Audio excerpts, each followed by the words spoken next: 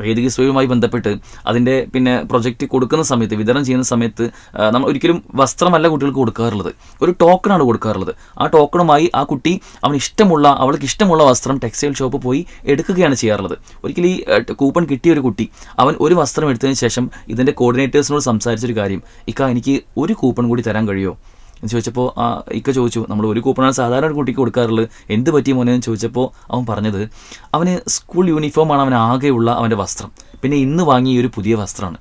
അപ്പോൾ ഈ school uniform അവന് ഒരിക്കലും ഇൻ്റർവെൽ സമയത്ത് സ്കൂളിൽ അവൻ ഒരിക്കലും കളിക്കാൻ പോകാറില്ല. കാരണം ചോദിച്ചപ്പോൾ അവൻ പറഞ്ഞത് ഇൻ്റർവെല്ലിന് കളിക്കാൻ പോയാൽ ആ യൂണിഫോമിൽ ഭയങ്കരമായ ചെളിയാവും, ആ ചെളി ആയിക്കഴിഞ്ഞാൽ പിന്നെ സ്വാഭാവികമായിട്ടും ആ യൂണിഫോം പിറ്റേന്ന് ഇടാൻ കഴിയില്ല.